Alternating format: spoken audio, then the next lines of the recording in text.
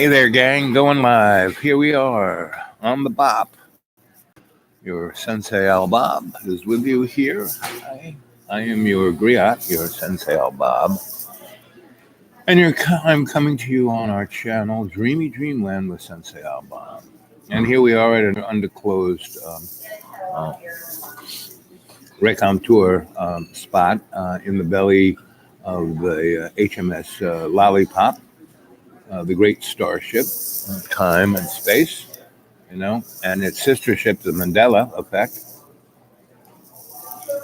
And we're all on these ships. That's where the server of our soul is located, right? And we are being, you know, again, first and foremost, I want to tell people that I just tell you stories, right? It's how it affects you and changes your life that counts, right? What you do with the information that I give you. And I give it to you in a story form, and that, don't believe anything I say. It's not like, you know, the newspaper. It's not like that. And that's fake news. Everything in the newspaper, in the media, fake news, right? And that's the beauty of Donnie Chump, is that he was put in place to break everything, right? So it could be rebranded. You need a disruptor, right? I mean, who's the first people who were really talking about, you know, global warming and all of that? Well, I mean, people were talking about that in Newton's time, in, Plato's time. They knew these things were coming, you know, because yes, humanity has somewhat of an effect on everything, but, you know,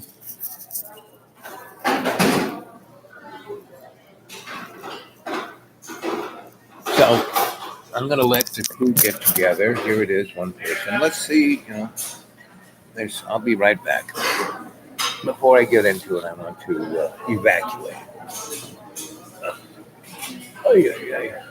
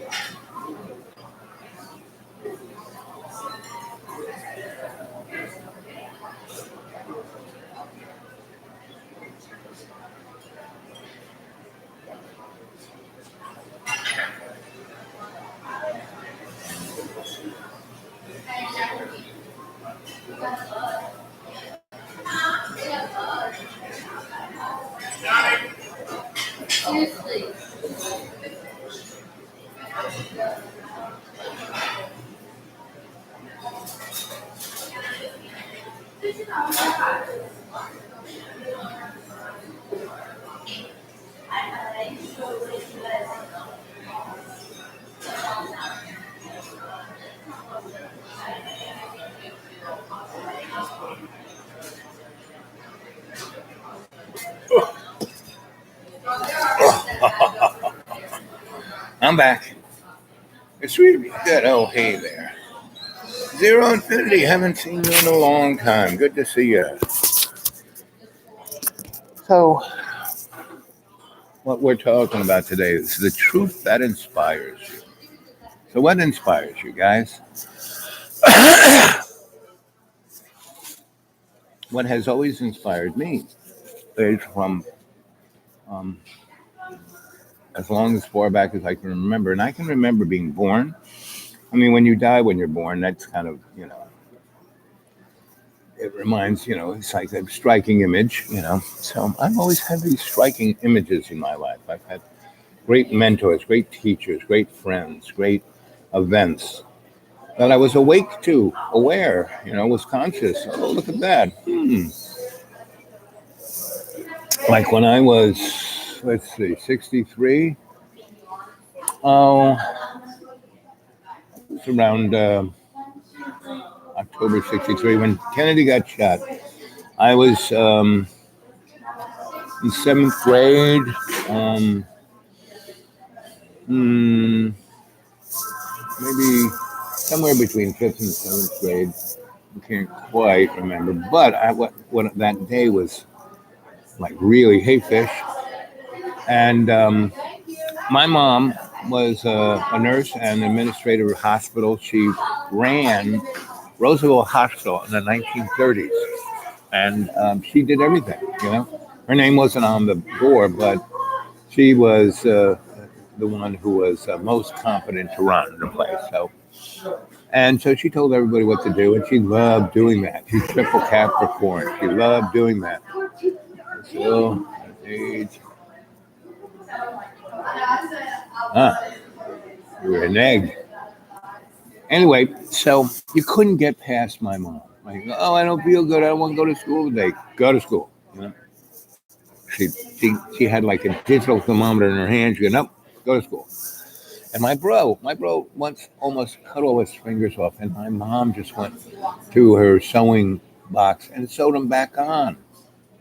I mean, he looks like Frankenstein. He's got these like, people want to know whether he was like in jail. How guys tattoo their, he's got these things. Anyway, so that was my mom. But I was a real sick kid, dying at birth. Always had a thing. That's why I stuttered. I had, all bronchitis. I had all kinds of issues with my lungs and my throat because I was strangled at birth. Why do you think they give men, why do you think our sexual genitals are, cut up at birth? It's to screw with your head. I mean, God put this big foreskin on guys for a reason. It wasn't like I'll put a lampshade on this and a bow on that. No. These are all kind of there for a reason. And so,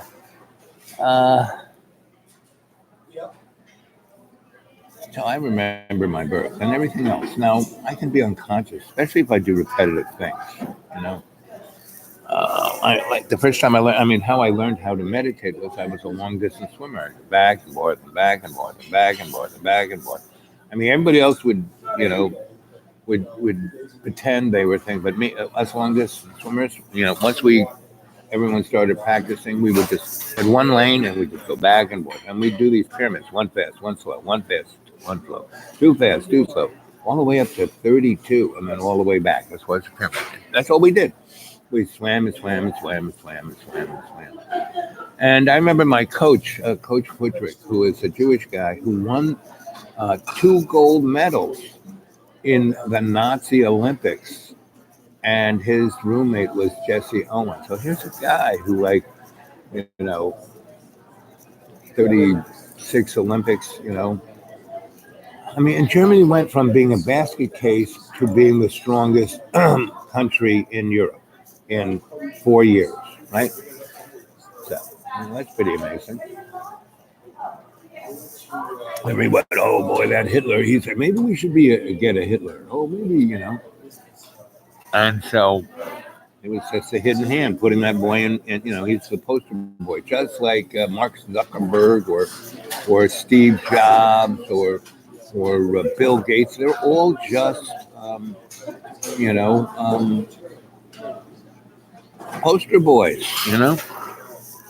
Zuckerberg, he didn't invent squat. Either did Steve Jobs. Both those guys are kind of all the poster boys are showmen in their own way, and so is Adolf Hitler. So, so my life, I had these experiences that, like, whoa, that's amazing, and because I was surrounded by people who truly were, amazing, I basically learned very early, to listen, to watch, to remember, uh, to learn, and to be grateful. That was always my major emotion, not fear or anxiety or self-loathing or greed. And I want this, I want that, I want. I didn't need immediate gratification. I learned that the experience was more the gift than the gift itself. So, like my parents, we never got anything really for Christmas. Now, my Uncle Steve would always give me a truck or a toy or something fun. And my second cousin, John Steinbeck, um, it's my mom's family, the Steinbecks. He would visit us kind of regularly because he knew my mom back in the day before my father, when my mom was a party girl. And because my mom ruled the world, right? So here she is running this hospital, which was, Roosevelt was started by rich people to take care of rich people, right? And then it became like a nursing school and a doctor school and a medical research place. And the rich people kind of all had businesses and they needed their employees to show up and work. So they started Red Cross and Blue Shield, right? Which was everybody threw in a nickel every week from their paycheck. And in their factory, there were hospitals and medical facilities, and in their neighborhoods, they were all run by the same entity.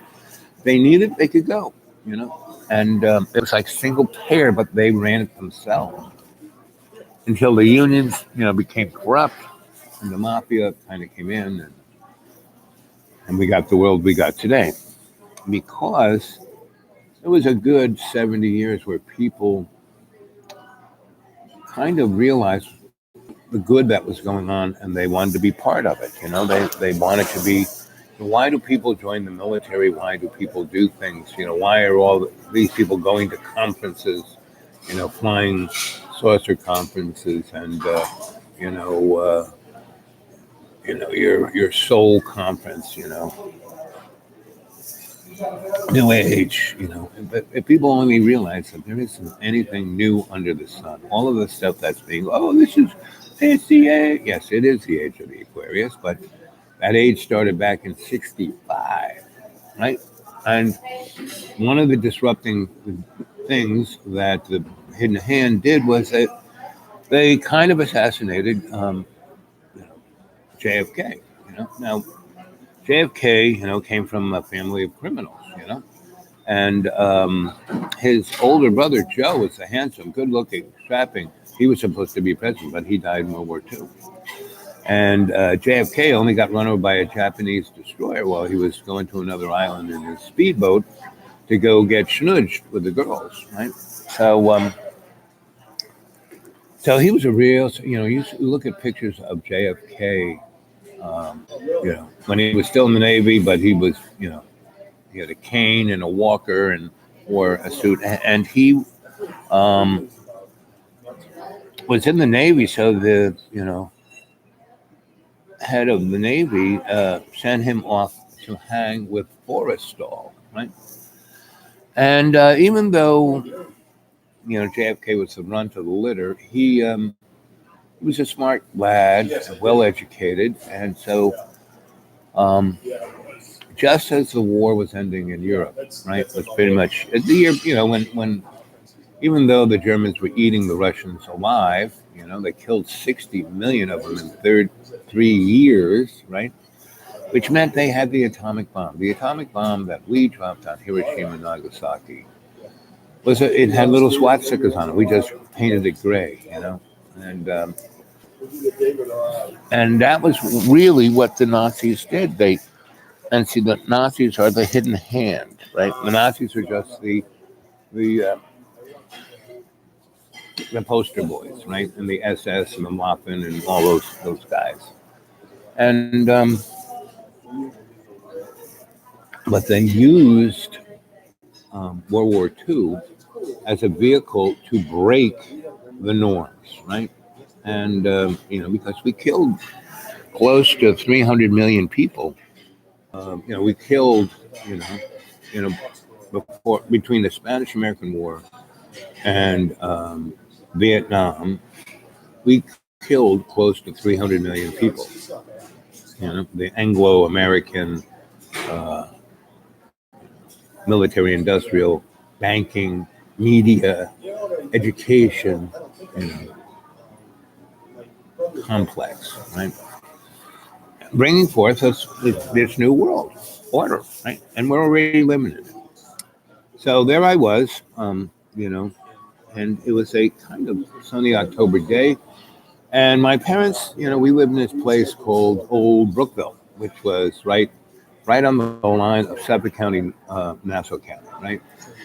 And Nassau County, everything, east of that line was estates, really rich people, and farms, And where we lived was because our next door neighbor was Mr. Anderson. You know, he had more money than you know anybody around today. He just, had this really beautiful place, and he outlived everybody. His kids, his wife, his everybody, right? So he had this big house, and he had the big pool and the tennis courts, and he had dogs and horses and a farm himself. So he kept it going. He kept all of that going, and because he had no family, and his servants were his family. So he had a really interesting um, guy who was his chauffeur, and the chauffeur was an English guy, Scottish, Irish, English guy, and he was in the SAS, right? And he was a tough guy. I mean, he always was working out in the garage. They had three Cadillacs, right? And one was convertible, and they were, the 56 or to 60 version, the bulbous fin instead of the super razor fin. And he had a great library, and the kids, a few of us who were not put off by him, we'd hang out with him. A great library, great pool, great house.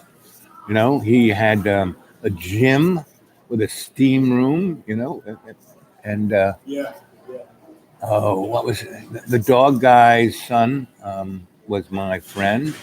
The horse guy's son and daughter were my friend. And when I tell people wasn't until I went out west that I rode a horse. That's not true. Mr. Anderson had horses, and I rode those horses, but they were like riding a bicycle. They were the nicest, sweetest.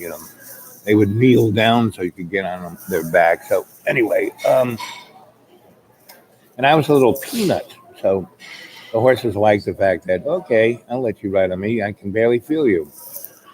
So anyway, that October day was rolled up, and I was always sick, but my mom still sent me to school. But I had a little bronchitis thing that weekend, and I went to school, and then I came back, and it was like gray, and And my mom's, the morning shows, and I used to put myself in a hypnagogic state. You want to put yourself in a hypnagogic state is you take a sock and you just rub it up and down your leg, your calf. Just I would do that in the morning, and I'd be like, and I would miss the bus, and my mom would get, so she would, after the third time this happened, she made sure I was awake and having my oatmeal and out the door with my sisters and brother to catch the bus. But this one day she came in, she goes, "How you feeling?" I go, I didn't say, "Oh, I want to stay home." I just, She goes, "Why don't you stay home? We'll I'll make you mac and cheese. I'll make you some soup, and we'll bake cookies." She wanted somebody to hang out with, basically. So we did that in the morning, and we were making soup. I cut up the vegetables. My mom made a pretty good soup, and she made a wicked, grilled cheese. And so, anyway, that was like breakfast, grilled cheese, oatmeal, grilled cheese, soup. And then she goes, "Why don't you? It's a beautiful day. Why don't you go out and take Dandy for a walk out?" Because we had about 8 acres, and then there was a right of way that went all the way over into the farm, and the land that our house was on. It was like a little cul-de-sac of about 5 houses, and and over the fence over here was 300 acres of Mr. Anderson's estate. And then up this right away went to Mr. Young's farm, and he had land everywhere. And he was like developing a little nudge here and a little nudge there, and whenever they were building a house here and there, and they were pretty big houses. They weren't like tract houses. They were kind of individual houses. And I would walk up there, and my other friends from school, they would get off. They would take the bus, and we'd get off, and we would go up to where they were building a house, and they'd always have a big pile of wood that they were going to burn at some point, right? It was like in concrete forms and stuff like that. And it was really interesting. I learned a lot about how to build houses by fooling around these guys building houses. So when I went off and did it, it was like, oh, look at that. So,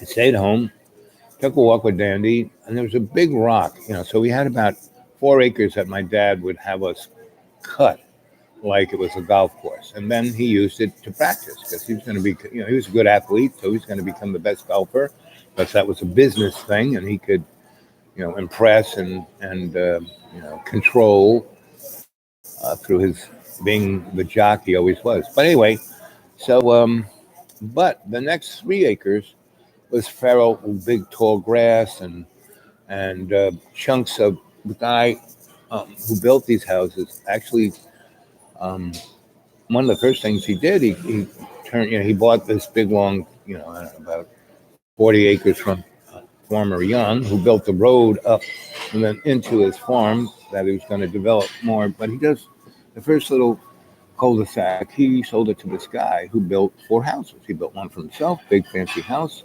and then 3 other houses that were, 2 of them were not as big and fancy as his, but were nice. And they had a nice piece of property, 5 to 8 acres. And then the one that was right on the main drag, Chicken Valley, I think is the name of the road, that Mr. Young's big cornfield was on. Like he had 100 acres of sweet corn. I mean, we used to go out there and just get it and eat it raw when it was. And he didn't mind us doing that because we would scare the crows off. So we were movable scarecrows, You couldn't eat more than 2 of those things before your tummy would start to do so much sugar. So, and in that area that had, long grass, there was chunks of big rock that were down, there was, we say, as much as a hill as Long Island had. And there was this big rock there, and he, you could see they tried to bulldoze it. No, the rock wasn't going to go in. So it was a great thing to play on, king of the hill. But if you fell the wrong way, you'd break your arm or your teeth or so. So I would go up. There was a nice little path on this big rock in the back, and my dog and I would go up there, and it's a flat plain where the water nuzzled into this rock, and it was like an easy chair, and you could just lie down on that, and your back would be up, and you could read, and the sun would hit you all day, and so here it was kind of coolish, um, you know, October day, not cold, but probably in the 50s, and a really brilliant sun, and the sun was warm, and I went up there and I fell asleep, and I took my coat up and kind of folded it up, so it was supporting my back and my head, and I fell asleep, and my dog fell asleep like kind of next to me, and I rolled on top of him, and he was my cushion. He loved it when I did that, and we fell asleep, and then my mom came up with some apple Kugeln she had made, and a thermos of milk, hot chocolate, German hot chocolate. She would make it the right way, not powdery, but and this Kugeln, apple fruity Kugeln, and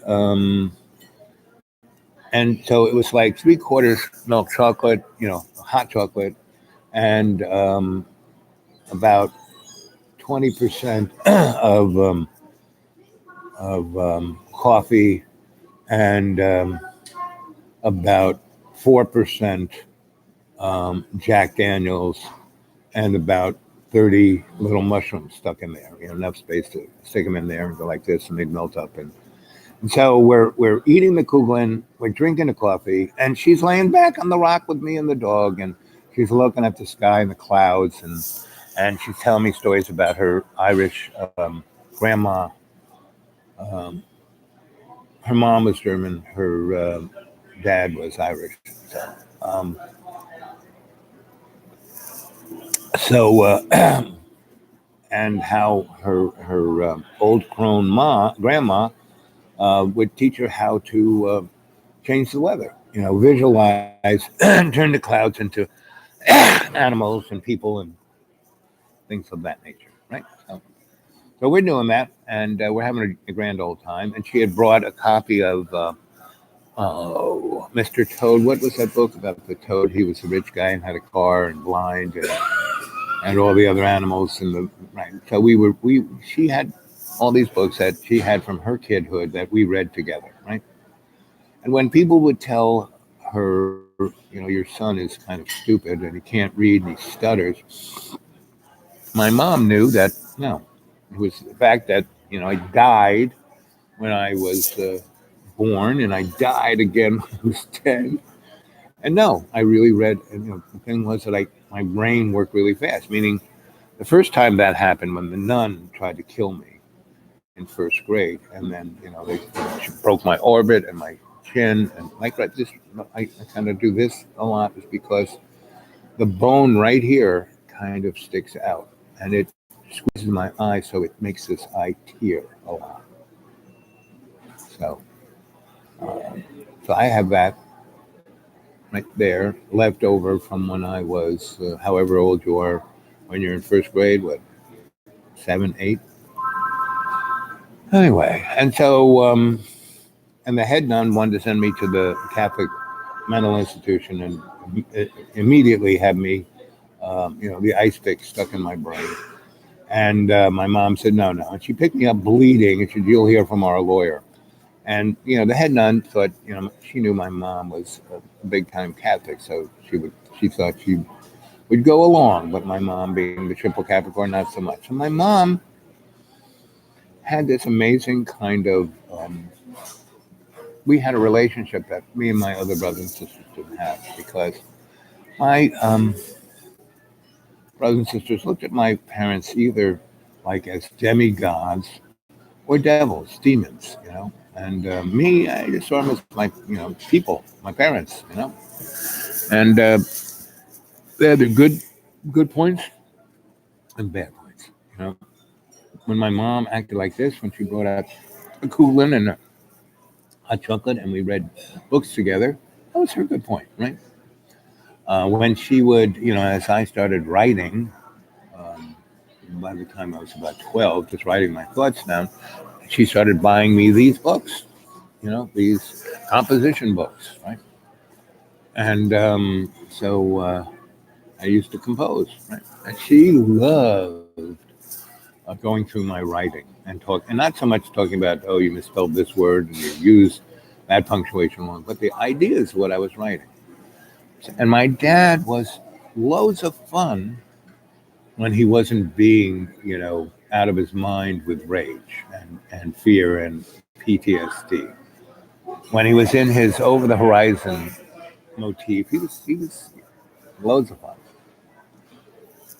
and generous and shared. And he was one of the people who was my example of what people do. Hey, Jenny, we're lining up here. We got a big two people and one thumbs up, and Jane and Zero and Fish and Zero. And I'm talking what our theme is. What's that truth that inspires you, right? And I'm talking about what inspires me, and it has been the truth of the individual, right, of the folk.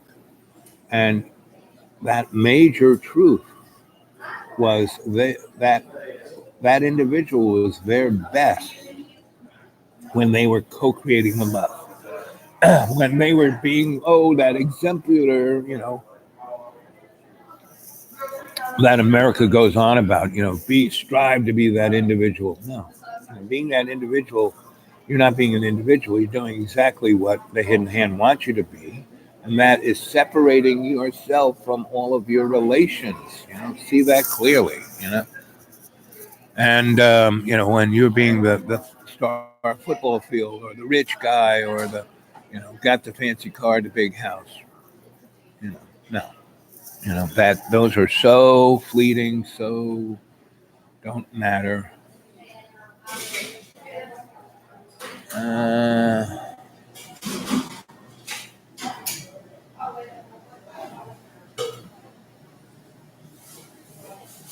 Jane, boy, I have to put my other set of glasses to read what Jane just said here. Let's see. No statute on limitations on crime, sue them, or their operation evil. Yes. Well, that is what the hidden hand wants us to do: sue each other, hate each other, attack each other. Not love each other. And every time someone shows up to say, "Hey, we should all love each other," those people die pretty soon. So Jesus, you know, John the Baptist.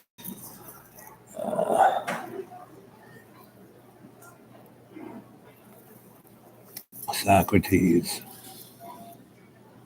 lots of them, Gandhi, Martin Luther King, Malcolm X. The one guy who kind of lived long enough was, Mandela.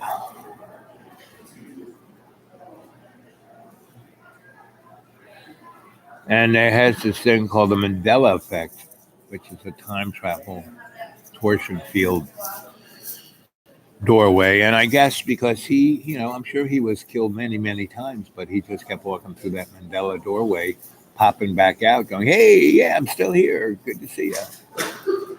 So there I am, asleep on the big rock under the sun, and my mom shows up with a thermos of hot chocolate and a Kugelin. And we sit there together, and the dog is like at our feet, and he's like our little hassock. We put our legs up on the dog, and he's just happy that, oh, look, I got four legs on my back. Oh, it feels so good. It's like a massager. Oh, they're so nice. I love them so much. And that was Sandy. He was like, "I love you so much, right? I'll protect you no matter what." And the two people he loved the most was my mom, because she fed him 99% of the time. And she liked dogs, so she was always, partial to him. And the fact that he did exactly like, he had a big house, and he was allowed in the kitchen, right? And there was like the little dining room of the kitchen, where we had most of our meals, and then the formal dining room. And the little dining room was supposed to be for the servants, but the kids were the servants, so we ate there. And you walked in from the mud room up a couple of stairs to where the floor of the kitchen, the house was, and that little thing where the only person who hung out down in that little pew, and it was pretty big. It was about 6 feet by 6 feet, and then 3 steps up into the kitchen, right? And there was one of those kid gates there. So when he was a little puppy, that was his his cave, and that's where he would love it. When he had his druthers and there was no one to hang with, he would go back to his little cave, and that was fine. We had a nice little bed for him. We carpeted that 6 by 6 thing. It was all very comfy, and he could, if he wanted to stretch his legs, he could come up those. If the gate wasn't closed, he'd come up there and walk around the kitchen up to a certain point, right? So there was a little dining room, and then there was like the larder, or where all the cans, and it was like that part of the kitchen, and it was just shelves and shelves and shelves, and big freezer over here, stand up on a big fridge over here, and an island. But that was like the first place I ever saw an island, and he couldn't go past the island. Now he could. Nobody was making any food. There wasn't food on the island or on the stove or anything. Well, he could walk around and be anywhere in the kitchen he wanted. The fact that he knew what to do without my mother going, "Hey," that's what she loved. When the dog, respected her authority, and then there were 2 doorways, one out into this hallway that went out to the bedrooms that way, the front foyer this way, and the big living room that way, and the big patio that way. And then this other door that went out into the big fancy schmancy dining room that continued into, we called it there was the living room, which was like when they had parties, but the dining room went into this big A-frame that had a gigantic fireplace and a tremendous window. The whole wall was a window looking out into our big backyard, the North 40, the farms, the woods, Mr. Young's stuff, and the big house up, Mr. Young's big house up top. So it's a pretty amazing view, right? And pretty amazing house. So Andy couldn't go, past those 2 doors. And one was a sliding door, and the other was a swinging door. Right? Swinging door went into the dining room. The sliding door that went into the wall went into the rest of the house. So you close it. It was a nice wood paneling, so it kind of looked like the wall. It was one of that house had a lot of things like that about it. Anyway, so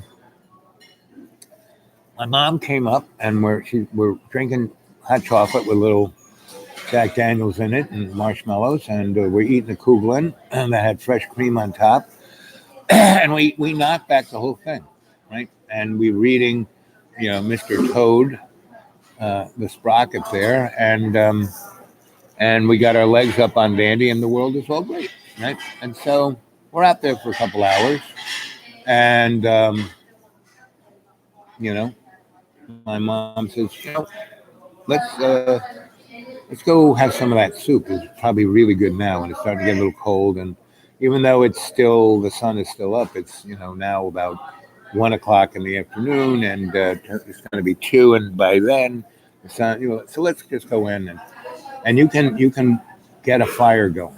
So I was a fire starter. So I was like, I'm a fire, So, we had all the wood there ready, all the component parts were there, the bark and the cardboard and the newspapers and the matches. And, so I built a nice little fire. It was a big fireplace. So, and that's where the TV was, in that room, right? And they put it in a corner. They had a plug and an antenna connection. And this house was ahead of its time. And it was like a theater, the way they had it, because there were shelves for books, but there was a space definitely for the TV, and there was a space for a stereo, right, record player, and anyway. And my grandpa, he was big, and he had the first TV in the 1930s, and the TV screen was this big, and it bounced through mirrors. And anyway, so and normal, so we started a fire. I started a fire, and she put out a little tablecloth. It was October, so she made all these Christmas tablecloths and drapes and napkins and shirts. She loved to sew. And so she had one that covered the corner of the big fancy dining room table. And she would put down on the really beautiful mahogany table this cushiony material, had felt on one side and hard plastic on the other. And so it wouldn't scrape or scratch or burn the the wooden table. And then she put down an Advent Christmas tablecloth. It had little windows that she could slide little gifts in. So I mean, my mom and my dad were kind of gaga over Christmas. And that big window, my father turned in every Christmas into a stained glass window. It's pretty amazing. And so, and my youngest sister, I was the youngest child, but my youngest sister of my sisters, she wanted everything just perfect this way or that way, right? And when my dad would go art, you know, funk on the house, she couldn't stand the fact that he turned that big window into a stained glass window with Jesus on it.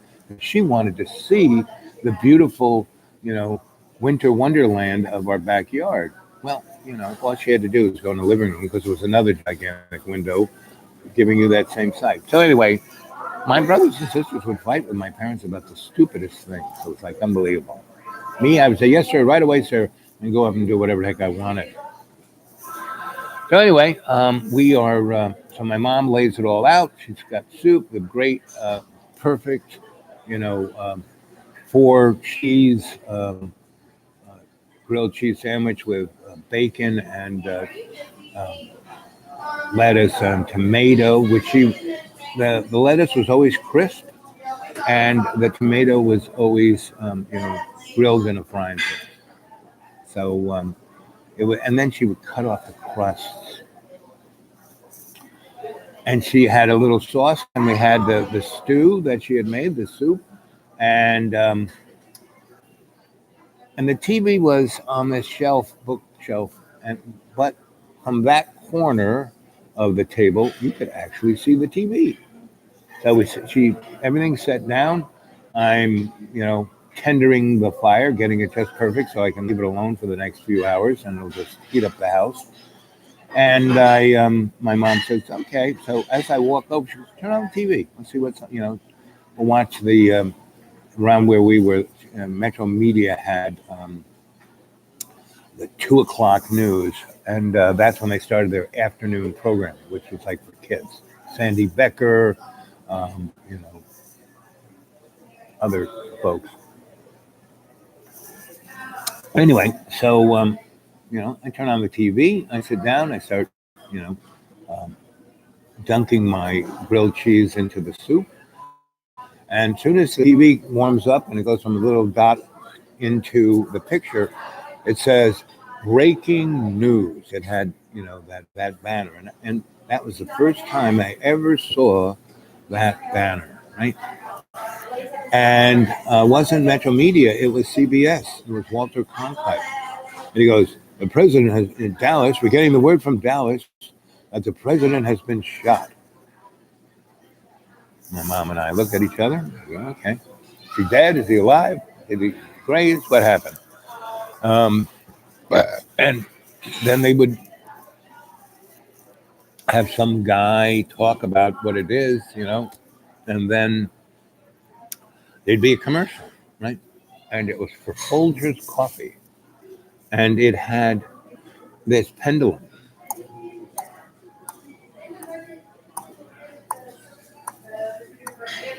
Time goes on.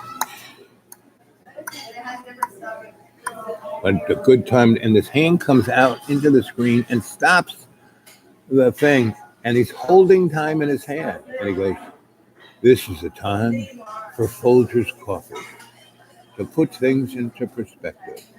And then you see this guy and his wife or girlfriend sitting, drinking coffee, and thinking about the time that they're thinking about the time.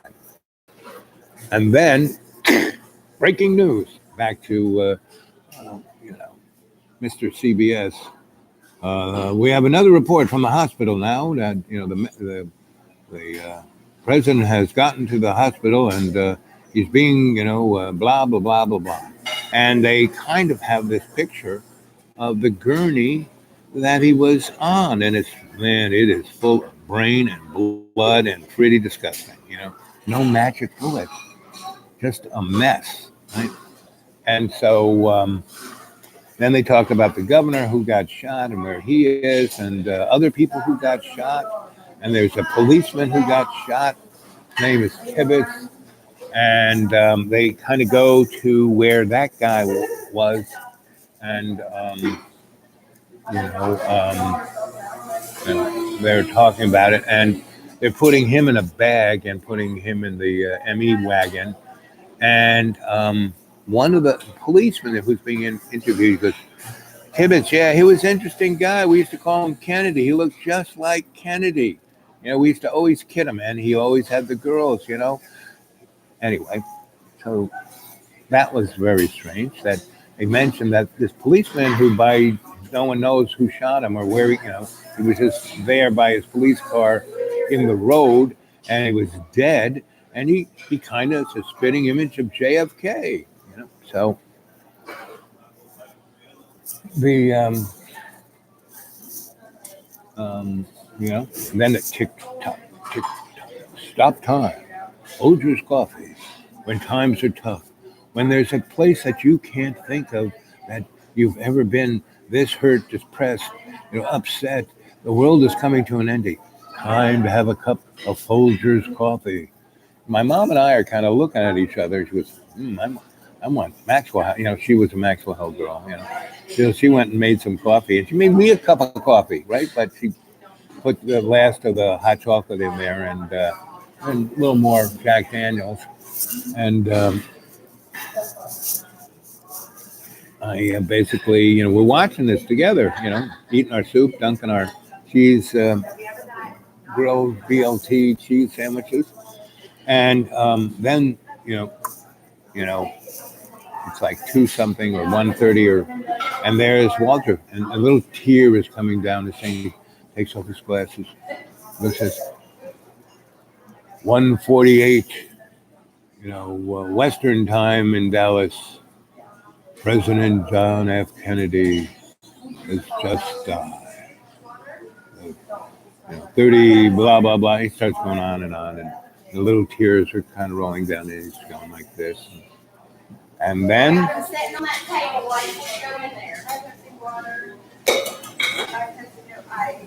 Folgers coffee. Stop time. Remember where you were at this time. And my mom's looking at this going, this is so freaking strange. And that's when things got really freaking strange. Not like they, weren't, They were pretty strange my whole freaking life. The Cuban Missile Crisis, the Cold War, Werner von Braun in my living room telling me about that the hidden hand won the war and we were all slaves. It's like that thing was pretty weird. But I was never told, for all the kind of negative reinforcement my folks kind of just threw out there, they also had positive reinforcement. And the most positive were the people around them, like my grandma, my Uncle Steve, a few other family folks, who were great, and my parents themselves, and they seemed to step up at those moments, like, the day Kennedy got shot. My mom let me stay home with her and have hot chocolate and coffee and Jack Daniels, and Kugelin and the best grilled cheese sandwich you could ever have. So that right there, one of the little lessons I got from that was that things can always get worse because there were, first breaking news, president shot, president's in the hospital, president's, being operated on, president's dead. It kind of got worse, right? But there was always a silver cloud of this roaring fire over here. My dog, and the dog came out from the kitchen, went past that place that the dog would never go past, no matter even if I was, come on, no one's here. He would know his hair would be, and my mother would be in his face. But he came over and sat between my mother and I and leaned first his head on my mom's knee, and she patted his head. And then he leaned his head over on my knee, and he had a spot behind his ear he really loved, and that was my special spot. And he would just kind of go. It was like when I would rub my socks on my legs. That was his spot, right? And every dog has one. So you want to have that dog be your friend, find that spot. And it can't be sexual. It has to be more esoteric. And that's what dog whisperers have. That there are certain things you do with dogs, and if you do them, man, they are your bud, right? And the same thing with. I had a friend of mine. He had a dog. He had the meanest, terriblest dog, and there's this Alsace Lorraine kind of dog, kind of Dutch, or it's up there in that neck of the woods, and it is the most killing. It's the most trainable, and that army, every guy had one of these dogs, and they would be a team, and the guy would have the shield and the bow and the big broadsword, and he'd have his dog, and they would run into the fray, and the dog would go after people, knock them down. The guy would, and so I had a friend of mine who had a dog like that, right? And one of my sister, chorus, my friends in grammar school had a male crew and my female chorus, right?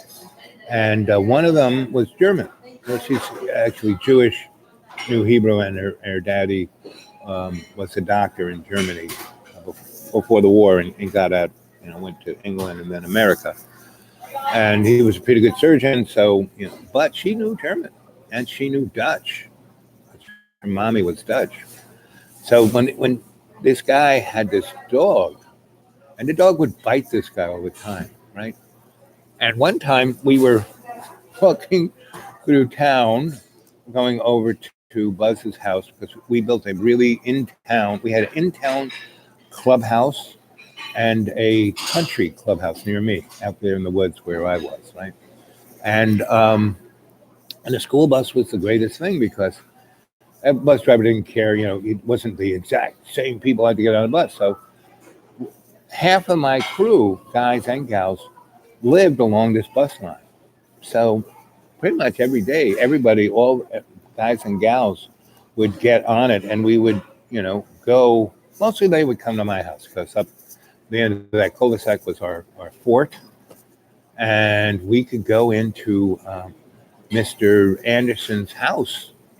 He had kept this key for me under a flower pot, and there was he had three different parts of the house, but this one part was this big, grand arboretum with plants, and it's like a hothouse, and it was really beautiful. And there was a pool there that you could go swimming in, and it was a jacuzzi, first jacuzzi ever, but it was pretty big swimming pool, and it had nice steps that you walked down in, and all the way around there was a place that you sat down, and the jets got you with the hot water and the bubbles, and it was right. And then you walked out to the end, and there was a gymnasium with weight machines, and the steam room was in there, and that's really kind of where all of us lost our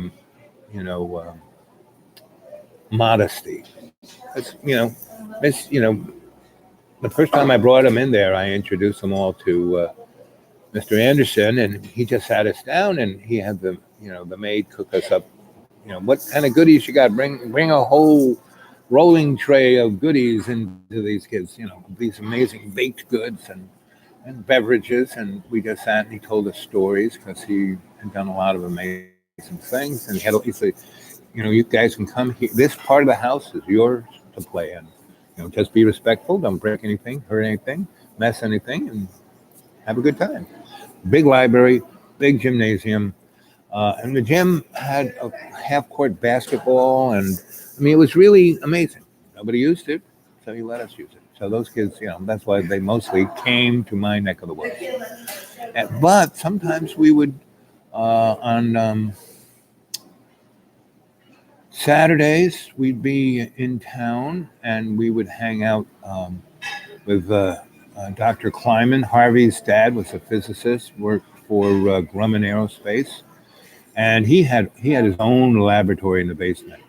And the stuff that Grumman would throw away, Mr. Kleiman would, and he would, he had all of these Scientific Americas. And back in the day, the back, they would have these things called junior scientists, where you could make your own like particle accelerator on the cheap. So we would do stuff like that with Dr. Kleiman. And Mrs. Kleiman came from Lebanon. She was Jewish, but she came from Lebanon. And she was a doctor too. She was a, doctor. And she was a lady doctor. So, but she was hot, hot. And our in-town clubhouse was in the Kleiman's backyard, and it was a tree fort, and it looked right into the doctor's bedroom, right? And they had a very active, what you would call an erotic life, right? And she would do every night the dance of the Sambing Veil. So Saturdays was our day to fool around in town, go to the comic store. There were a couple other places we hung out, along on Railroad Depot, because it was like, it's like something out of, the Wild West. They packages would be delivered there, and people would come and pick them up. And there was a little coffee shop in that depot that we would hang out and have egg creams. Again, that was a kind of Jewishy town. There were a lot of, there were two Jewish temples there, and there was a Sikh temple too. There were people with turbans. It was close enough, and it was right near Glen Cove. The two cities on Long Island was Freeport and Glen Cove. So they were cities, not just little towns. So, and they also had lots of rich people. I mean, that's why the Long Island Railroad went there, because guys could get from Wall Street to their big estate on a train, in less than an hour, because the train would not stop at all those other, just straight from Penn Station. And that's when my dad liked it. He could just jump on that and would stop in Long Island City, and where he worked was in Long Island City, not Manhattan. He would get up there and walk 3 blocks to his office, right? So he would not take a subway or do anything like that, just take the train. And so, and those guys would play cards, and my mom was the queen of playing bridge. So she taught my dad how to play bridge, and he would clean up. He would make that, bridge and poker. He'd make like $50 to $100 every week just playing cards, commuting, right? That's what guys would get drunk and my dad wouldn't drink, and he would just, kind of look at the cards. Anyway, so that was my childhood from about 9 until about 15, right? Now we had, both my grandparents she had a place in Long Island and New York, and my parents did too. So I was a child of both, but mostly Long Island in that period. So Saturday night, watching Mrs. Kleiman, have sex with, we wouldn't see the act. We would see everything but the act, and we would see her and him dancing and him taking the clothes off. And of course, we were a club of guys and girls. The girls were way more sophisticated and grown up than us guys. And so the girls were always, I want to dance like Mrs. Kleiman, right? So by the time we started hanging out at Mr. Anderson's and going, the first time we went there, the girl said, "Oh, we'll just take our clothes off and jump in the water." Not a problem, you know. So early on, from like age 9, I mean, I never had any modesty, but hanging out with my friends, and we were not sexual. We did not, listen to it. It's just, there's a body, and we kind of, and from 6th, 7th, and 8th, we had that school that had an amazing. Again, I was in the right place in the right time. Somebody decided to do the right thing. There was a brand new school system, and they kept all the things from the old one that were good and put in new things. And it was like going to the Harriet experiment, if you ever read that book. And so,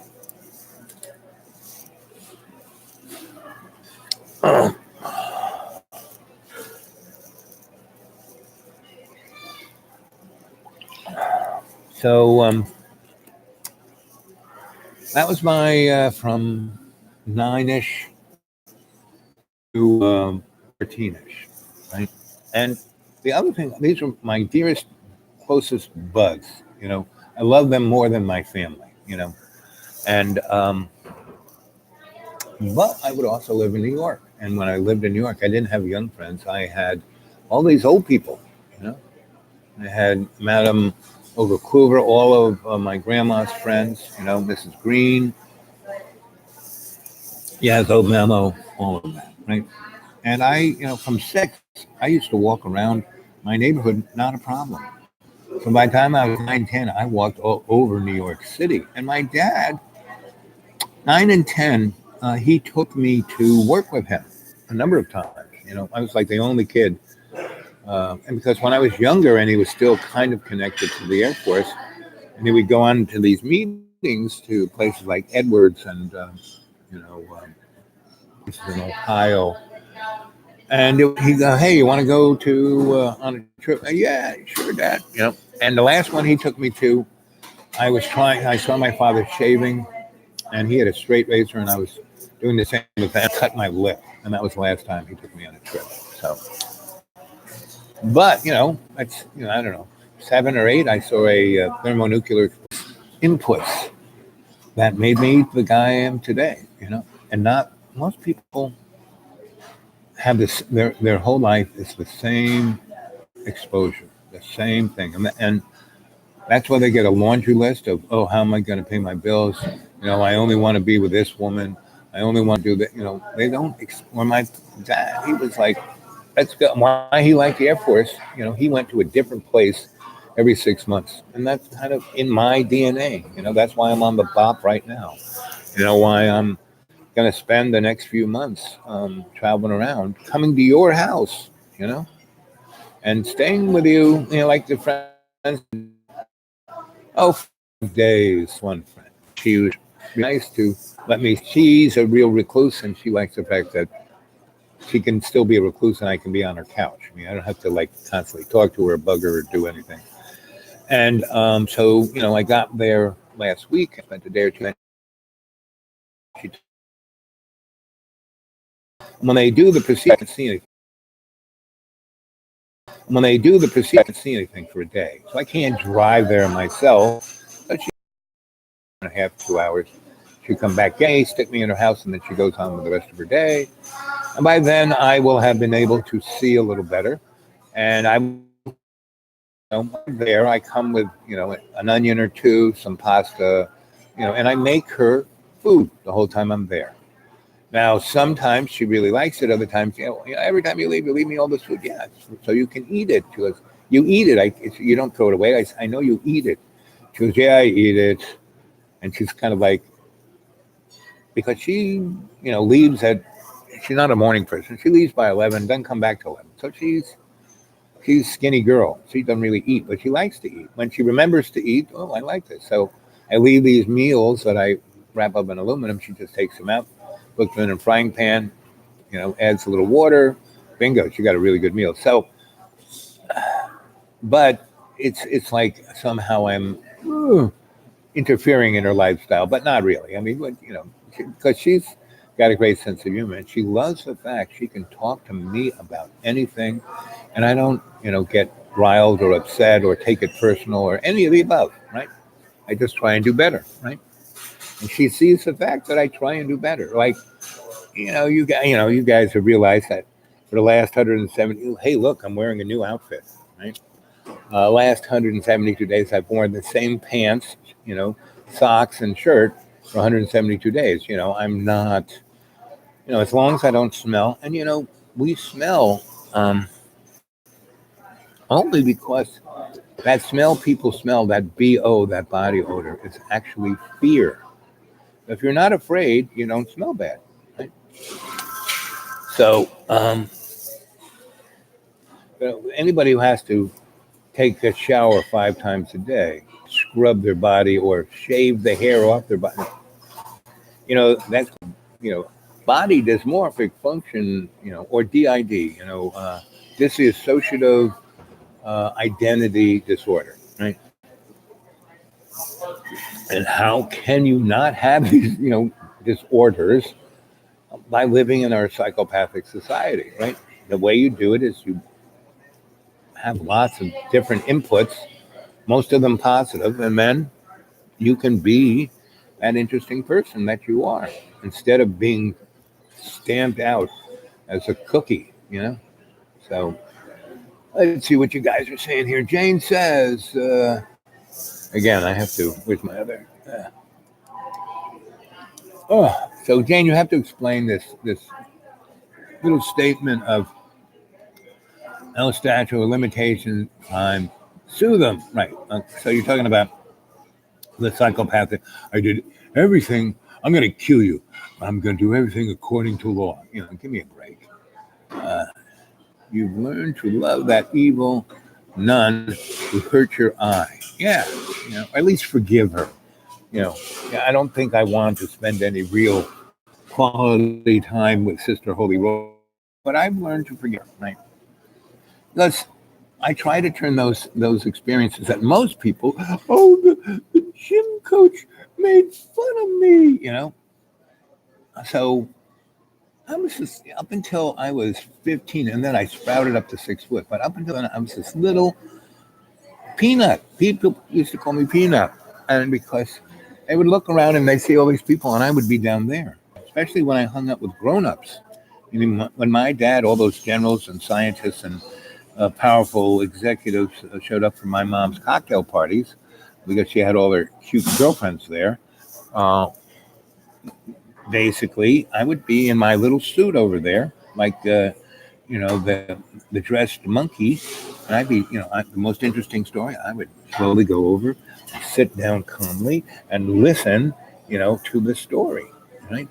Instead of thinking, all these grown-ups, I feel so inferior. No, I was invisible. I learned how to be invisible. And I remember,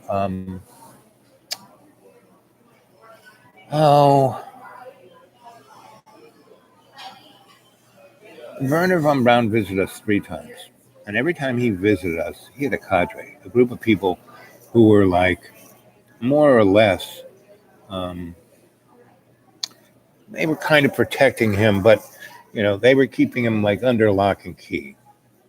And there was this one guy who was in the Air Force, and I didn't realize that the Air Force, because they were part of the Army, had their own version of Rangers and SEALs, and they had their own guys, and they were pretty bad. If you wanted something really done, you asked these guys because they had their own Air Force. They would be brought in. Now the SEALs, what made the SEALs really amazing was they would be delivered right on the doorstep of where the action was going to be by a submarine. A submarine that would never come up. They would just go out one of the torpedo tubes and swim to shore and start their adventure.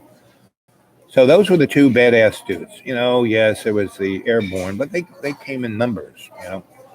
But anyway, I'm sitting there listening to Werner von Braun, and there was this guy who's not like right next to Werner, but of all the people who were generals and colonels, and they all came in whatever clothes, a suit or short, whatever they wanted to wear, depending on the weather, would come to the, whatever they felt comfortable getting drunk and having a good time in, that's what they'd wear. But this one guy, saw him twice with Werner, he had, basically his uniform on. And it wasn't like a dress uniform, but it was like, you know, he could use it to go kill somebody in, but you also had all his ribbons showing. And he had more ribbons than anybody else, more than the generals, more than this guy had been involved. And the first time I saw him, he was just first he just stood. He did not sit, right? Second time he showed up to one of my mom's parties, he was a little more relaxed.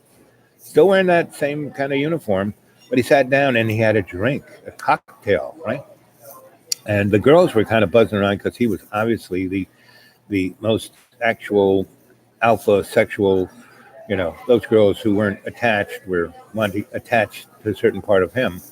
And he did not, put him down or anything. He would just, be very non-committal, not really engaged, right? But his most important thing was to keep that one eye on Werner. And if Werner moved around, he kind of moved around. And now this is like in a controlled environment, it's not like down at the, 7-Eleven. So that he was still concerned about Werner's security. Anyway, so he gets up and is moving around, and he's moving around without following Werner, right? He's like relaxing, comes back and he sits down, kind of near Werner, where he's keeping an eye on, but not right there, but over there. And that's where I was. I was like hiding, not hiding, but being in plain sight, but invisible. Guy sits not next to me, but next to me, right? In a chair by himself, and I'm sitting kind of on this little box, right? And he goes, "Kid." I go, "Yes, sir." He goes, "You're doing a good job." And I go, "Excuse me?" He goes, "Well, I'd hire you as an intelligence officer." And I go, "Excuse me?" And he goes, "Yeah, you blend in. No one here even knows you're here, and you're listening to everyone. You are doing what we call active listening." And we talked for a good, however long we talked, about active listening and observing. And what is a good observer? Forward observer, a massive, he told me all the different, intelligence modalities of observation, right? And then Werner was, he still had that one eye on Werner at all times, and Werner was started to get a little bit too drunk. So he said, "Well, I hope to see you again. I'll keep my eye on you." And he does this, a definite straight up Masonic kind of little symbolic thing. And I go, "Okay, sir." And he goes, "Your father is a really good man, and your mother is extraordinary. Mother is an extraordinary human being." And I'm going, "Okay." So he goes over and he kind of bundles up Werner, and they kind of go out, and there's a car waiting for him with a driver, and he gets him in the car and they drive away. And I see Werner one more time. I see that guy there one more time, and then I see him again twice. One more with my dad when we went to Nullis, and another time when I was in D.C. being an anti-war guy, right? And that time I saw him, and he was wearing a suit. He wasn't wearing his uniform, right? And when I was in D.C. being an anti-war activist, again, after my grandma came and visited us and basically changed our neighborhoods where we were, we stopped being the rabble-rousing, screaming, yelling, throwing things, anti-war guys, to, going to military bases and finding where they had the church, and just went in their church and prayed, and then talked to the minister, the padre of that base, and talked about the legitimacy of killing people, and then would leave, and it would had more effect than screaming and yelling and throwing stuff. So, but I would go down because I had some friends who were that, and I would never get after Grandma came to visit, I would stay on the edge, and the guys who were laying out the strategy would be on that edge, and I would be there, and we would talk about that. And if people got hurt, they would bring them back. And I was the one guy because of my mom sewing my brother's fingers up, and she set a broken leg I had once. Are we going to go to the doctor again next week? Oh no, you're fine. So I had a bit of a medical background since I was so sick, the first third of my life, and was always talking to doctors, and anyway. So I was sitting in this park, and those guys weren't there. Nobody was there. I always had my grandma kind of, wherever I went out, I always brought myself a brown bag, something to eat, right? And a can of soda or juice or something, right? Or a thermos. And so I'm walking through this park, and there is the colonel, and he's sitting in a suit, right? And he's got a hat on, and he's got his coat on, and he's feeding pigeons, right? He's got a little bag of bread, and I sit down next to him, and he kind of looks at me, and I look at him. He kind of smiles. I go, Colonel. And he goes, Agent 09. And 09? He goes, well, you're like a loyal dog, So he said, Agent K9, yes. K9. And then years later, Doctor Who had his trusted buddy K9, the little robot. Anyway, and I didn't identify with Doctor Who. I identified with K9. That's what the colonel called me. So we sat and talked. And we talked and talked and talked until it got somewhat time. I mean, we talked a good 4 or 5 hours. And at one point I said, Colonel, he says, well, I'm not a colonel anymore. I said, what, you retired? He goes, oh, no. He says, I no longer have to wear, a uniform. This is my uniform. I go, oh, okay. And he goes, but I'm still working for the same people and still doing the same stuff, but I'm not as young anymore. So I come out here and feed the pigeons and think. And they pay me to think. And he said to me, K9, you will be also paid to think. That will be, and that's the first time I ever heard the thing. He goes, I put on the uniform, so I'm a soldier. I'm a soldier scholar. He said to me, you're an itinerant scholar. I said, what? Well, what? Take those two words apart, Itinerant, what's that? Somebody who works at the behest of someone else who travels around in his work, right? Itinerant, right? Scholar. That's a scholar. You're not a scholastic. You're not stuck in a book. Scholar tries to understand what's going on, looks at the long time trends, the truths, So what's the truth that inspires you? And that's when I first heard that from the colonel. And so when he said, I'm not a colonel anymore, and I said, well, what should I call you?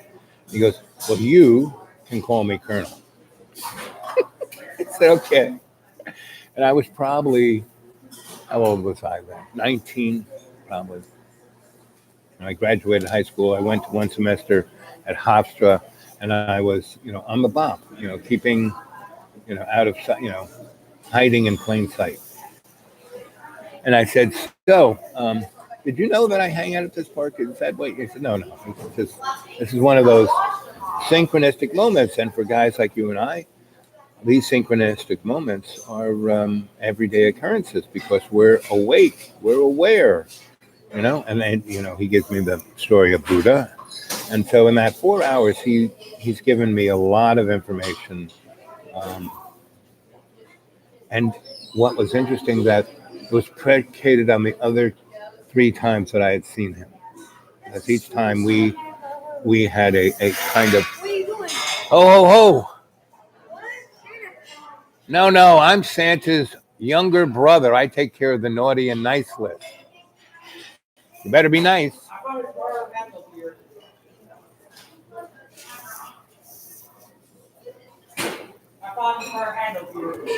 Uh, let's see, Jane. So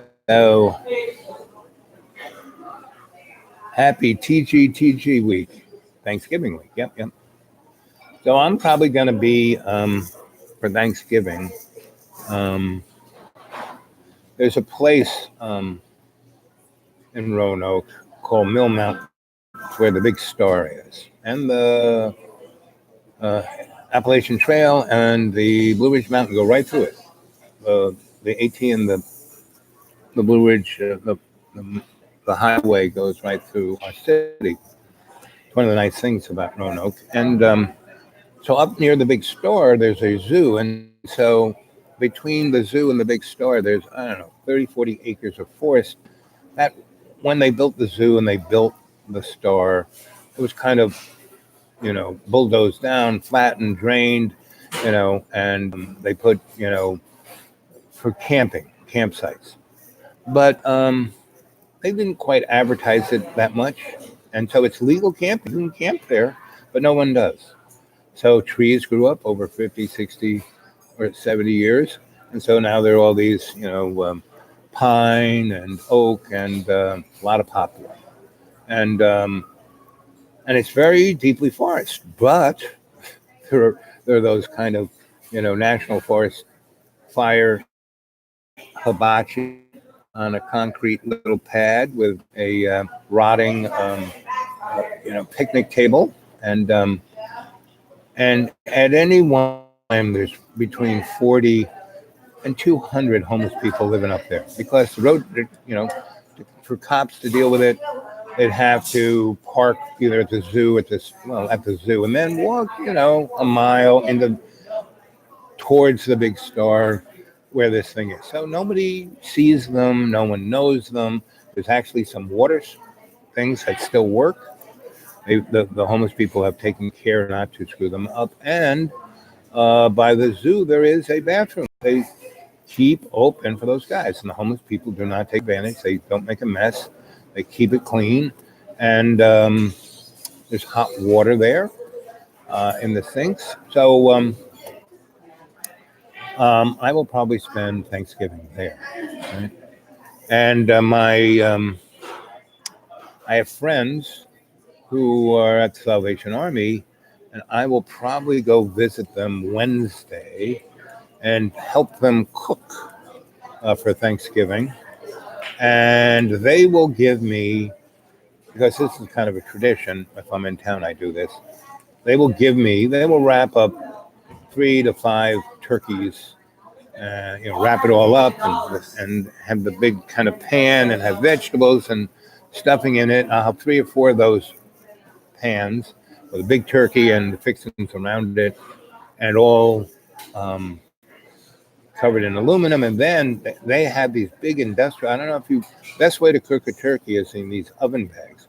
Well, they have gigantic ones, and so they cook the turkey in one of those bags. And then when it's mostly cooked, they put it in one of these big throwaway aluminum things, and all of the goodies that, the canned beans and the potatoes and the stuffing and the yams with the marshmallows.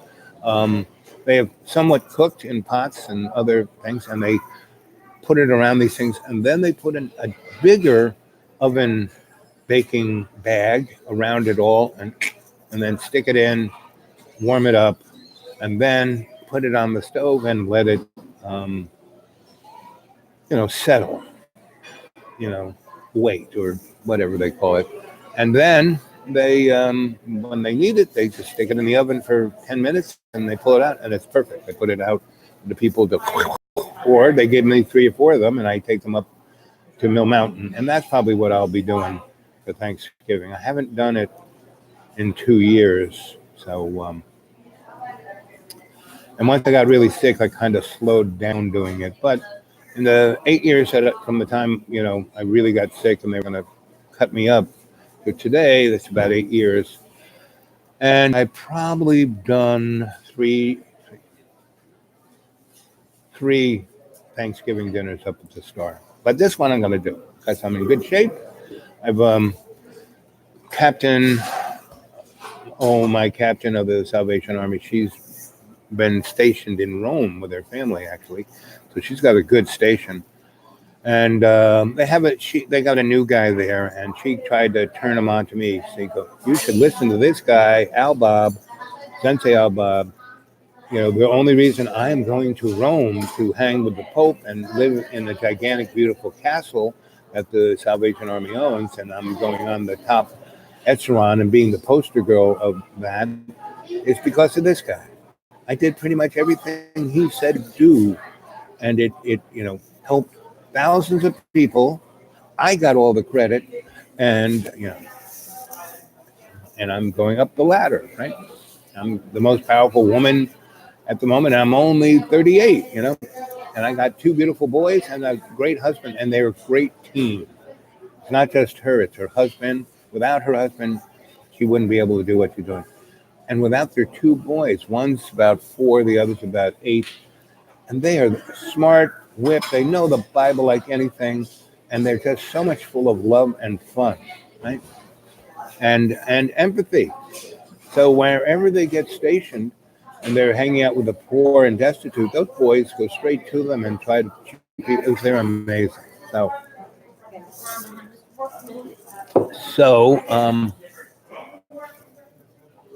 that's the Captain Monica story. So anyway, that's what I'm going to be doing Thanksgiving. What else are we saying here?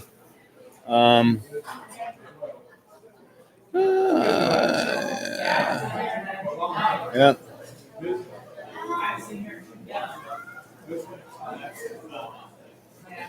I'm going to put my double glasses on here to read this and bring it close to me. Pyrenees. Yeah, Pyrenees. Yep. So one of my chorus sisters could speak to that dog. So this guy, when we would go up into the Anderson estate, and he, like these little cul-de-sacs of people who thought they were rich, he got himself one of those dogs, and that dog would chew to ever live in. That was like the killer dog of the neighborhood. And that dog would go after had to be on top. And the only dog that dog would kind of acquiesce to was my dog, Dandy. And the only reason why was 3 reasons. Was the first time we met that dog, we are out at our clubhouse, and they're building this house over here, and we hear this screaming sound, and this just screaming, and not like screaming at someone, but like screaming like, oh my God, what did we do? We got out of our fort, we closed it up, and we ran to the screaming to see what was going on, and whether it was going to be entertaining, or we could do something, or we could anyway. So we get there, and this dog is tearing this guy apart. And this one of my sisters, Debbie, basically said in Dutch or whatever language that dog wants to obey, halt. The dog went like this, right? Sit, right? Come over here. The dog came over to her and looked at her like, oh, finally someone I understand. I love this. And so she said, okay, guys, these are the words you need, right? Good dog was this, sit, stop was this, sit, good dog, right? Lie down, right? Those were the 4 that we all learned. And the dog, we became, it's, band, it's pack. And there my dog was next to me. And Dandy is just, the sweetest kind of thing. And, he will not get angry or upset. You could hit him with a hammer and it would be fine. Now, if you went towards me in a threatening way, he would tear you up. But otherwise, no, he loved everyone. So this dog came over and was like, oh my God, these are my people.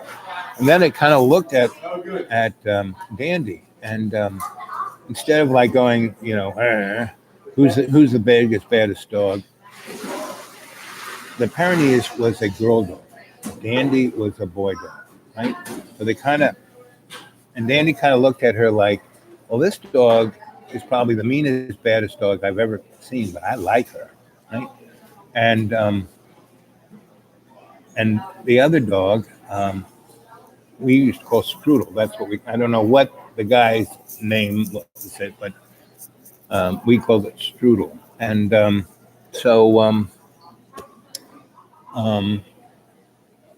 Strudel looked at Dandy and said, "Wow, he's a big guy. Look at that schwanz he's got." And she goes, "Every other dog around here is like not even a challenge. Now this dog, I could go toe to toe with, but I don't want to. I just want to play."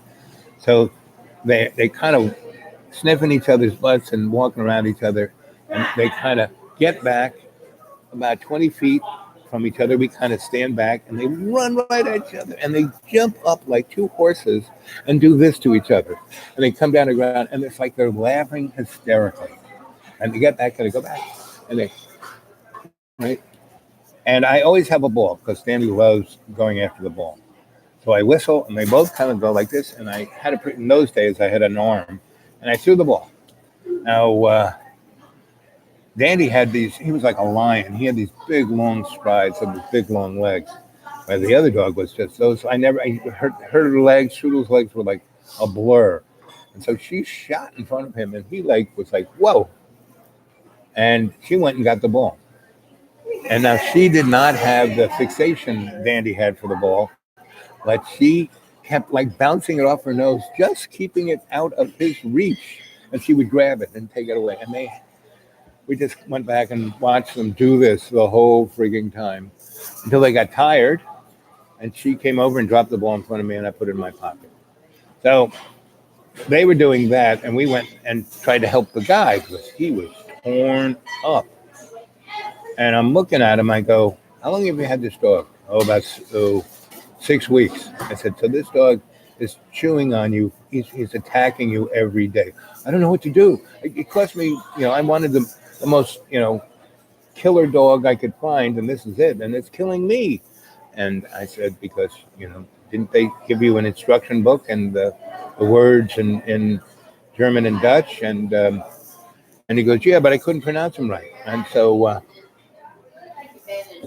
anyway, he goes, "Do you kids want this dog?" And we said, "Yeah." So we took Strudel with us, right? And what we did was, for the first few weeks, and this was springtime when we got Strudel, we basically said, "Okay, Strudel, this fort out in the woods is yours. Protect it, and don't kill anyone like that guy, but scare the heck out of people so they don't even let people know this is here. Catch them way over there. Don't bite them. But just, don't have them come down this path." So Strudel did that for a good 6 weeks until Mr. Anderson said to me, "Oh, the police have come," because he had dogs. He had lots of dogs, and he had a kennel and a dog master, and that's where I learned how to be a dog whisperer. What was that guy's name? It'll pop into my mouth. But that guy too, the chauffeur and the dog guy were both Scottish, English, Irish SAS guys, real killers, right? And so anyway, so the police kind of heard that there was this killer dog out in the middle of the woods, and the only person they could think of, they didn't want anything to do with it. So they went to Mr. Anderson and talked to his dog boy. And so the dog boy came, dog man, we were the boys, he was the man, came to us and said, "Hey, listen, what do you got out there?" And we told him, and he said, "Oh, okay, let's go meet your Strudel." So we went. The guy spoke, German and Dutch, and and the dog, and then he took, that dog to the kennel, and that guy said, "Okay, dog, you can be the master of the kennel. Don't kill these dogs; they're expensive, but you can keep them in line, right? There's me. I'm the alpha dog. You're the beta dog, and then there's all these guys, and all those dogs loved it. They didn't want to think what to do. They loved the fact that this dog, led them, right? And so we had a dog army, If anything went down, that killer dog, Dendy, and the he had at least almost 100 other dogs. He had a lot of whippets, a lot of greyhounds, because he raced the greyhounds back in the day. And the wife loved the whippets because she could stick them in her handbag. And they had other dogs too. And so it was a great. The only dog they didn't have was a poodle, because the guy said poodles were a dangerous dogs. He said, because he said they're kind of psycho, and he says other dogs that are like Dobermans. He says there's a way to treat a Doberman that they'll be a great dog. If you don't treat them that way, they'll be psycho. So anyway, so those years were quite nice, and to run with a pack. And the most fun thing we would do was, so the dog kennels were the big houses like over here in the pool, and the other little houses of his, because back in the day he would have these gigantic parties, and it's like a hotel, right? But he had his farm over here. They had the cattle and the horse barn here, and they had the dogs over here, and they had the chauffeur and the tractor. The mechanic was over there, and so what we would do, especially in the summer, because there was a part of that estate that we would go through. What was it? Was where snotty bourgeois people live, not really rich people. And what was it? Locust Valley. The Locust Valley, about a 5 mile horse range. People had horses. It was this path that would take you down to the Long Island Sound, where Grumman had they made boats, right? And that was where their boatyard was. And down there they had a junkyard that had real amazing stuff, chunks of flying saucers and things. Just like Nick had those pictures of the alien objects. So anyway, what we would do is we would go to the get some horses for the 9 of us. Usually there were about 9 of us. There were 5 guys, 4 girls. We had a few other backup friends from, the horse guys' kids and the dog guys' kids and Mr. Young's kids and the farmer guy. And so we had a crew. We at certain times we had 20 people riding horses with like 100 dogs. We were pretty impressive, and we were like a cavalry. We weren't like hunting an animal. We could have been, and the SAS guy was along with the Hoagland family, who's JP's parents and great parents, and they were national rifle squad guys. So it's oh look, it's 12:29. So and we've been talking for an hour and a half, and there's 4 of you. So those were the summers I really enjoyed, because we could do all kinds of stuff. And where the Grumman boatyard was, Mr. Anderson had his own little marina, because his little slip of land went down the North 40, down this hill. There were no roads there, went straight to the water. And that's where he had his boat, And you could, back in the day, you could ride a car on that path, but now it's just kind of a horse path, because other people had horses off on the sides and would ride this path, and they kept it as a horse path. So, but if you had a Jeep, you probably could make it down that thing. But anyway, we would ride it down to where Mr. Anderson's marina was, and he kind of had a boat, but it had sunk. He was out but it was a pretty big wooden yacht, and it sunk in a hurricane, and he just left it there. But it had so many, the bottom 4 levels were underwater, but the top 3, the big, with the galley and the dining room and the whatever they call, there's a term for where people hang out, and then there are 2 more of those like lounges above it, and then where the captain drives the boat, and then the thing on top of that where you can see far away. So we had another clubhouse, and we could go jumping off the side of that boat and go swimming in the Great South Bay. I mean, in the the little bay that was this marina and Grumman Aerospace Yard. And we had the best time. We had about 6, 7 years. That was freaking amazing. And my grandma had these places in New York, so we would go in, we get on the line railroad and go into New York. And when I was a little boy, my grandma took me all the museums. I knew all the museums, so the 9 to 20 of us, whenever our party was, whatever side it was, we had an amazing time. And all these people, nobody. What I really loved most about this friendship, what I was most thankful about, was that there was it was all our relations. Because the dogs were as part of the crew as the human beings, and the horses the same, and we were all our relations, right? And we never argued. We never had a mean moment. We had loads of fun. We danced. We hiked. We got into wrestling.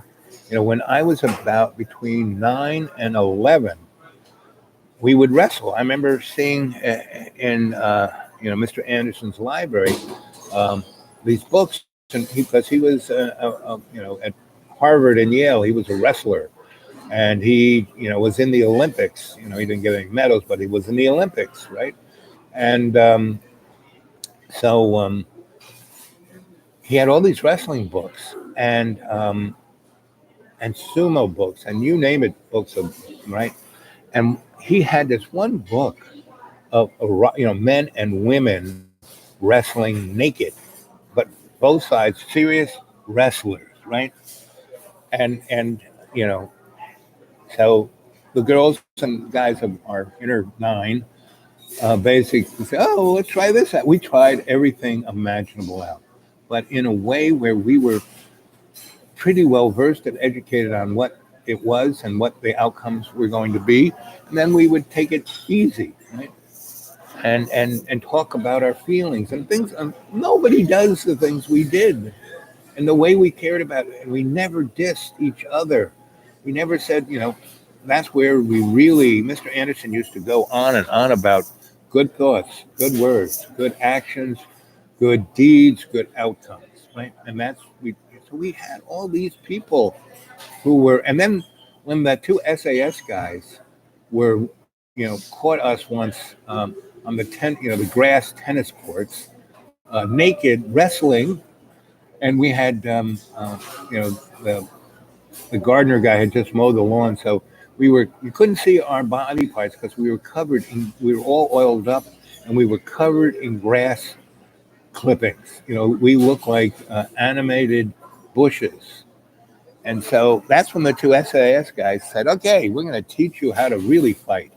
You guys have learned how to move your bodies. We watched that, and so they kind of, taught us jujitsu and kung fu, but not like when I lived in Putney, Vermont, and had a master, my sensei, a Buddhist monk, a Shinto Buddhist monk from Japan, taught me healing and everything else. Turned me into a sensei, right? I mean, when I left the last time, he called me sensei. He said, "You are now a sensei," and I was like 24. I said, "Aren't I too young to be a sensei?" He goes, "No, it's attitude of unconditional love and service. You've got that, kid. You're a sensei, and being a sensei, all that is being a teacher. You have responsibilities now. You are now an elder." I said, "Wait a minute, I'm 24. How can I be?" He said, "No. Again, being an elder has nothing to do with age. It's how you act. That's when he gave me the 3 rules. So, doctor, do no harm. Don't unless you have a positive outcome, an exit strategy, and you are there to secure the safety and welfare of the innocents who can't take care of themselves.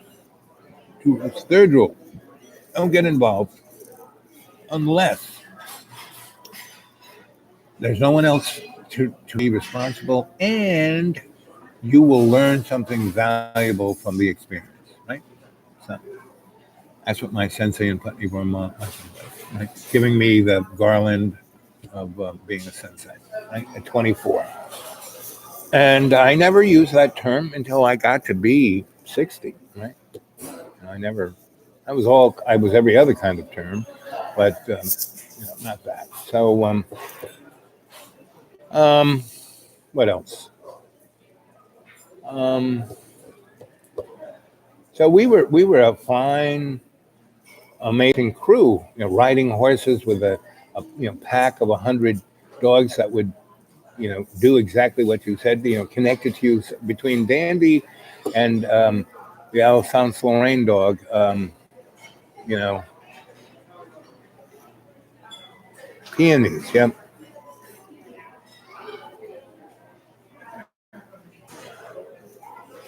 Yep. Uh, ah.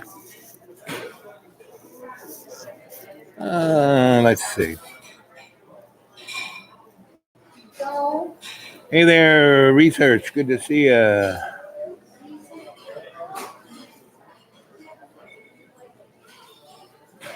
So, those 9 years were the most fun. And what was really great, you guys have a good Christmas? I know now why everybody saw they saw Santa Claus. No, I'm his brother, Bob. His brother Bob. I take care of the naughty and nice list. Oh well, okay. Well, right here. Yep. Nice. Nice. Nice as can be. Nice as can be. Have Okay. a Merry Christmas. Yep. Yep. But I think some of our boys came back and said they saw Santa. Yep. Yep. Here I am. Yep. Yep. Well, his younger brother. There you go. Younger, of course. And thank you for what you guys are doing.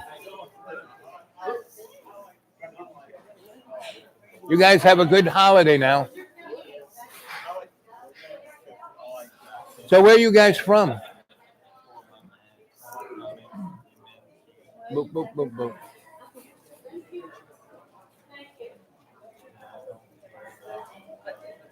So where are you folks from? What organization are you from? Glenbrook High. Oh, I'll keep doing a good job. Where are you located? You know where Glenbrook Library is? Is that in right in town? Yes. Like across from the whatchamacallit, the farmers market?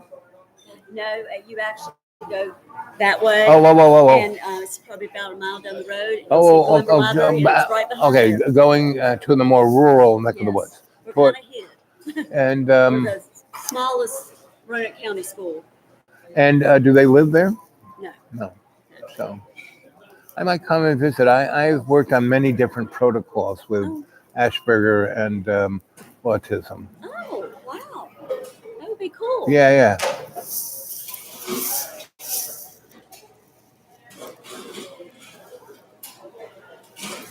Anyway, so I give thanks every day. Thanksgiving to me isn't one day of the year, it's 360. Right? And I give thanks for that truth that inspires me every day, that came forth from all the experiences, all the different people, like the group that just went by. There's a group of maybe 20 or 30 people, and most of them had MS. And so,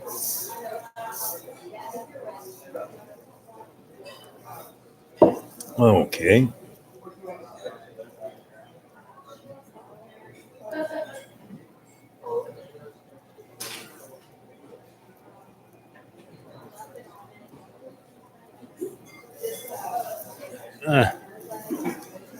So what's going on, everybody? So what's going on with you? So what do you guys think of the Mandela effect? Any opinions there? Redneck Connection, easy to get them to take their pants off. Skeletor, the god. Hey, Darko.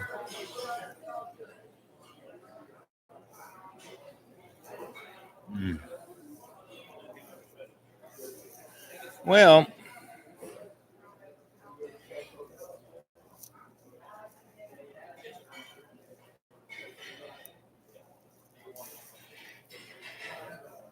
so Cadre, who are these Darko Carter and Skeletor and Redneck Connection? They seem like, oh, one of John Birmingham's characters.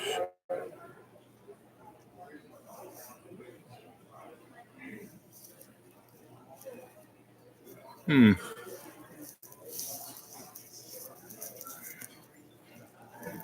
It's kind of taken over the chat. So, okay.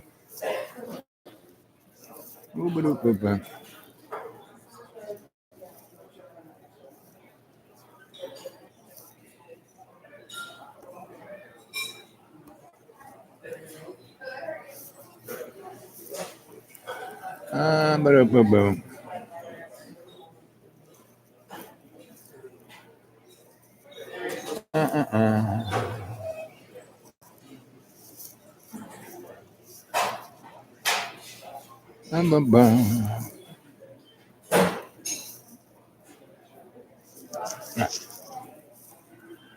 Oh.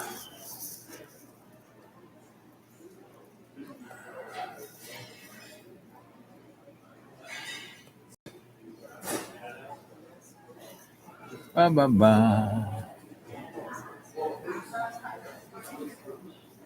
Uh, uh,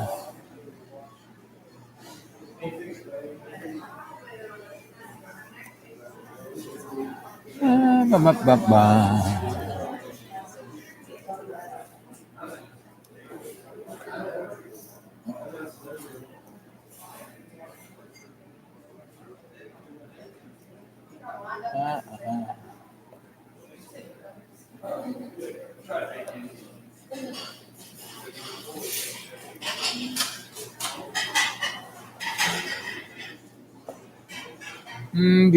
Let's see.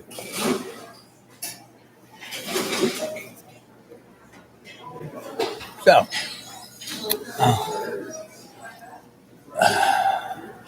got rid of those little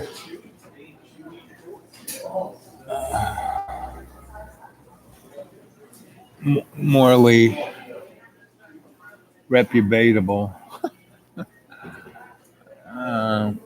We don't need negative trolls. Right. So, this Mandela thing is quite interesting because I think it's people experiencing something and then they don't say much about it. And they just call it something like deja vu or the Mandela effect instead of like going into it and really being part of it. And that's kind of what you need to do. What we need to do is really embrace the good thoughts, the good words, the good actions, the good deeds, the good outcomes. That's what our life as the cadre should be about. Not saying really infantile, childish, you know, what do you call that? Um, Scatological, right? Not to exemplify dissociative identity disorder. Whenever you come on in that way, um, you are representing that canary in the coal mine. That's not the blessed spirit of free will's ascending soul. You know, a sorry little mud puppet. You know, and I really feel sorry and pity all of you. Who have to um, be that way. You know, that you can't just. It's a beautiful day. Get outside and enjoy the beautiful day. And it's 1 hour 54 minutes. So when it hits 2 hours 2 minutes and 22 seconds, I will say I'll see you later. So, you got anything you want to say to your sensei and the cadre before of love's uh, beauty?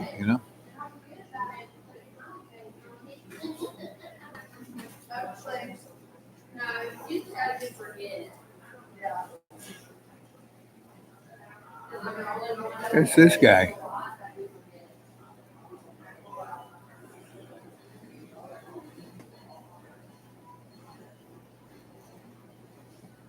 The Nick boy. it's like really. So the real question: are these trolls real human beings, or are they, um, you know, just some little flotsam and jetsam of a ghost in the machine?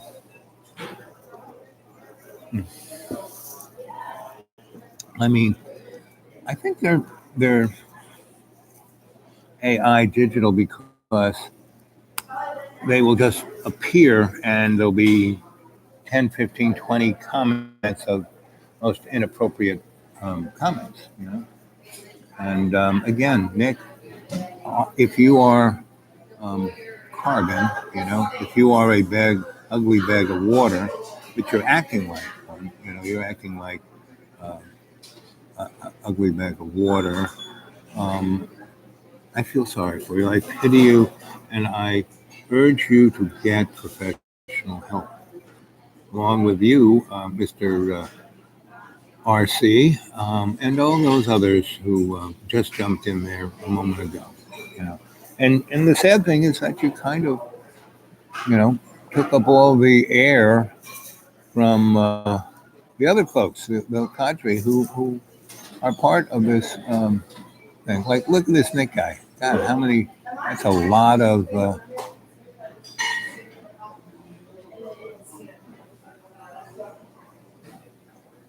That's just like 15 or 20 that just kind of jumped on there. That was kind of strange. Remove. Let's see.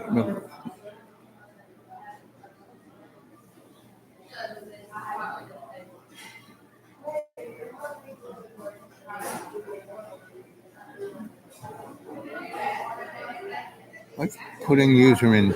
No, I'm going to remove him.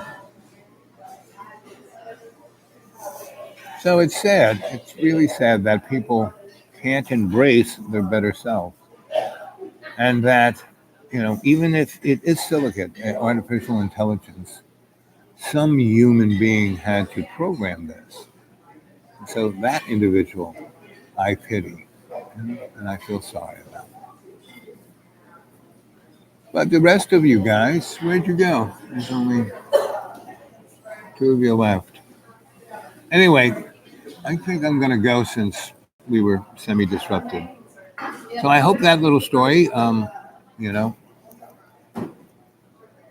was